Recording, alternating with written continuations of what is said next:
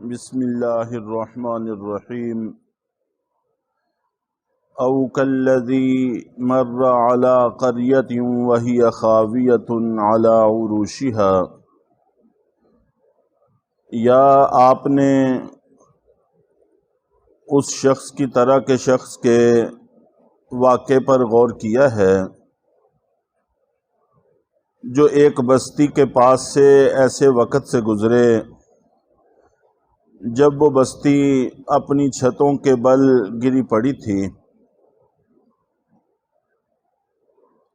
یہ کون شخص تھے، اس حوالے سے قرآن پاک نے کوئی تعیین نہیں فرمائی، اور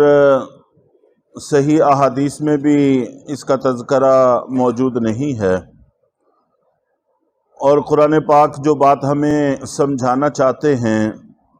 اس کو سمجھنا نام معلوم ہونے پر موقوف بھی نہیں ہے، وہ بات ویسے بھی سمجھ میں آ جاتی ہے، لیکن پھر بھی کچھ روایات سے معلوم ہوتا ہے کہ یہ حضرت عزیر علیہ السلام تھے۔ یہ کسی معروف اور مشہور بستی اور شہر کے پاس سے گزرے جس کو انہوں نے پہلے دیکھ رکھا تھا آباد ہونے کی حالت میں۔ اب جب کہ وہ بالکل ویران ہو چکی تھی، کھنڈرات میں تبدیل ہو چکی تھی، تو دیکھ کر ان کو حیرت ہوئی اور تعجب ہوا۔ اور بعض روایات سے یہ بھی معلوم ہوتا ہے کہ اس بستی سے مراد بیت المقدس فلسطین کی بستی تھی۔ جس وقت بنی اسرائیل کے اعمال خراب ہوئے تو بخت نصر حکمران جو مجوسی تھا اس کو اللہ تعالیٰ نے ان پر مسلط کیا تھا، اور دوسری جگہوں سے یہ معلوم ہوتا ہے کہ اس نے حملہ کیا اور زبردست نقصان دیا اور ان سب کو قتل کیا، اور یہاں تک کہ بستی کو بھی اجاڑ دیا۔ تو عین ممکن ہے کہ اس کے بعد کا یہ واقعہ ہو۔ تو اس سے پہلے چونکہ حضرت عزیر علیہ السلام اس کو بارونق ہنستا بستا دیکھ چکے تھے، اب ایسی حالت میں دیکھا تو ان کو بڑی حیرت ہوئی، اور اسی میں انہوں نے کہا قال انا یحیی ھذہ اللہ بعد موتها۔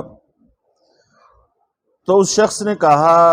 کہ اللہ تعالیٰ اس بستی کو اس کے مر جانے کے بعد کیسے زندہ کریں گے؟ ویسے تو آخرت کے جتنے بھی معاملات ہیں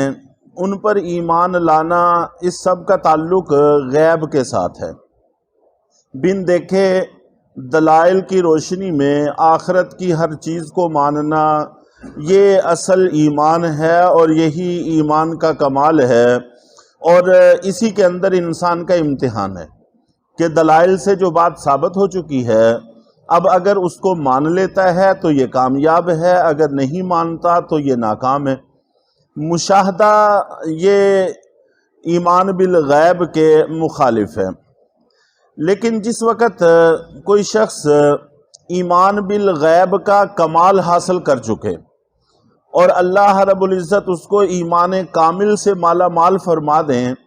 تو پھر بسا اوقات غیب کی کچھ چیزوں کا ان سر کی آنکھوں سے مشاہدہ کروا بھی دیتے ہیں، جیسا کہ آگے حضرت ابراہیم علیہ السلام کا واقعہ بھی آ رہا ہے، اور یہ بھی واقعہ ہے۔ تو ان کے ذہن میں یہ خیال آیا کہ یہ ساری اجڑ گئی ہے، لوگ مر گئے ہیں، اب یہ دوبارہ کیسے آباد ہوگی، اور یہ مرے ہوئے لوگ دوبارہ کیسے زندہ ہوں گے؟ فَأَمَاتَهُ اللَّهُ مِئَةَ عَامٍ۔ تو اللہ رب العزت نے اس شخص کو 1 سال کے لیے موت دے دی، 100 عام، ثم بعثه 100 سال کے لیے ان کو موت دے دی، پھر اس کے بعد ان کو زندہ کیا۔ 100 سال بڑا لمبا زمانہ ہوتا ہے، تو 100 سال تک جب یہ اس حالت میں رہے، پھر اس کے بعد اللہ نے ان کو زندہ کیا۔ جب یہ زندہ ہوئے تو پھر اس وقت دیکھا تو وہ شہر سارا آباد تھا، اور ان کے پاس کچھ کھانے پینے کا سامان بھی تھا، اور ان کی اپنی کچھ سواری بھی تھی۔ تو اللہ رب العزت نے ان کو 100 سال کے لیے موت دی اور پھر ان کو زندہ کیا، اس کے بعد ان سے سوال کیا، قال کم لبست، کہ تم اس حالت میں کتنی دیر ٹھہرے رہے ہو، تمہیں کچھ اندازہ ہے کہ تمہیں کتنا وقت ہو گیا ہے یہاں؟ قال لبست یوما او بعض یوم، تو انہوں نے کہا کہ ایک دن یا ایک دن کا کچھ حصہ ہوا ہوگا مجھے یہاں ٹھہرے ہوئے۔ مثال کے طور پر اگر صبح کا واقعہ تھا تو شام تھی، تو یہ بھی ان کے ذہن میں تھا کہ ہو سکتا ہے کہ پورا دن گزر کے یہ شام ہو گئی ہو، اور یہ بھی ہو سکتا ہے کہ صبح یہاں پر میں ٹھہرا ہوں اور اب شام ہوئی ہے، تو دن کا کچھ حصہ گزرا ہے یا پورا دن گزر گیا ہے، اس سے زیادہ نہیں۔ چنانچہ قیامت میں بھی جب لوگ اٹھیں گے تو ان سے پوچھا جائے گا تو وہ بھی یہی کہیں گے، حالانکہ یہ ہزاروں سال پر محیط زمانہ ہے، تو پوچھا جائے گا کہ کتنا عرصہ قبروں میں ٹھہرے رہے، تو وہ یہی کہیں گے کہ بہت تھوڑا سا، ایک دن یا ایک دن کا ایک حصہ۔ تو یہ کہا جائے گا کہ نہیں، اللہ کے حکم کے مطابق تم آنے والے وقت کے تک یہاں پر اس حالت میں رہے ہو۔ قال بل لبثت مئۃ عام، تو اللہ رب العزت نے فرمایا کہ نہیں، بلکہ آپ 100 سال تک ٹھہرے رہے ہو۔ اور اس کے بعد پھر اصل ان کا سوال حل کیا گیا، جو یہ کہہ رہے تھے کہ اللہ رب العزت کیسے دوبارہ زندہ کریں گے، تو فرمایا کہ فانظر الی طعامک، پہلے تو خود ان کو زندہ کیا، یہ بھی نشانی تھی، شہر کو آباد دیکھ لیا، یہ بھی نشانی تھی، پھر ان کے پاس کھانے پینے کا سامان تھا، اور اس کے بارے میں بعض روایات میں آتا ہے کہ انجیر تھی، اور انجیر تازہ یہ سب سے جلدی خراب ہونے والے پھلوں میں سے ہے۔ کچھ پھل ایسے ہوتے ہیں جو بہت جلدی خراب ہو جاتے ہیں، ان میں سے ایک انجیر بھی ہے۔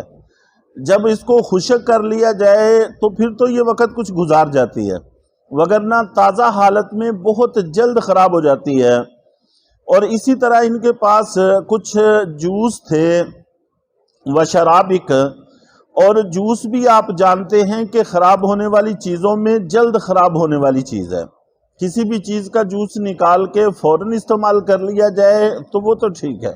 کچھ دیر پڑا رہے اور اس کے بعد استعمال کیا جائے تو اس کا ذائقہ ہی بدل جاتا ہے۔ حالانکہ پھل بذات خود کافی دیر نکال جاتا ہے، لیکن اگر اس کا جوس حاصل کر لیا جائے تو وہ اتنا وقت نہیں گزارتا۔ تو جو چیزیں جلدی خراب ہونے والی تھیں وہ بالکل تر و تازہ تھی، ان کو کچھ بھی نہیں ہوا۔ فانظر الی طعامک وشرابک لم یتسنہ، کہ آپ اپنے کھانے اور اپنے پینے کے سامان کو دیکھیں کہ وہ گلا سڑا نہیں ہے، وہ بالکل صحیح سالم ہے، تر و تازہ ہے۔ وانظر الی حمارک، اور ان کے پاس جو سواری تھی گدھا تھا، اور گدھے کے بارے میں معروف ہے کہ یہ مشقت برداشت کرنے والا جانور ہے، یہ بھوک بھی برداشت کر لیتا ہے، پیاس بھی برداشت کر لیتا ہے، گرمی اور سردی بھی برداشت کر لیتا ہے، اور دیر تک جی لیتا ہے۔ تو اس کی صورتحال یہ تھی، جس کو دیر سے مرنا چاہیے تھا تو اس کی صورتحال یہ تھی کہ اس کی ہڈیاں تک گل سڑ گئی تھیں۔ وانظر الی حمارک، اور آپ اپنے گدھے کی طرف دیکھیں، وَلِنَجْعَلَكَ آیَةً کہ کیسے گل سڑ گئی ہیں، وَلِنَجْعَلَكَ آیَةً لِلنَّاسِ، اور یہ سب کچھ ہم نے اس لیے کیا تاکہ ہم آپ کو دنیا بھر کے لوگوں کے لیے اپنی قدرت کی ایک نشانی بنا دیں، آیَةً لِلنَّاس، نشانی بنا دیں لوگوں کے لیے۔ وَانظُرْ إِلَى الْعِظَامِ كَيْفَ نُنشِزُهَا،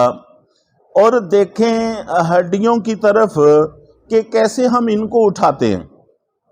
ثُمَّ نَكْسُوهَا لَحْمًا، پھر دیکھیں کہ ہم اس پر کیسے گوشت کا لباس چڑھاتے ہیں۔ فَلَمَّا تَبَيَّنَ لَهُ، پھر جس وقت بات ان کے لیے واضح ہو چکی، قَالَ أَعْلَمُ أَنَّ اللَّهَ عَلَى كُلِّ شَيْءٍ قَدِيرٌ، تو انہوں نے کہا کہ میں تو خوب جانتا ہوں کہ اللہ تعالیٰ ہر چیز پر قدرت رکھنے والے ہیں۔ تو اس واقعے سے دوبارہ جی اٹھنا اور قیامت کا قائم ہونا، آخرت کا قائم ہونا، یہ بات ثابت ہوتی ہے۔ چنانچہ ہم سب کو چاہیے کہ جب یہ آنے والا وقت برحق ہے، ہو کر رہنے والا ہے، تو اس کے لیے تیاری کریں۔ کچھ واقعے کا حصہ انشاءاللہ العزیز کل عرض کر کے پھر آگے والی آیت کا درس دیا جائے گا۔ اللہ تعالی ہم سب کو عمل کی توفیق عطا فرمائے۔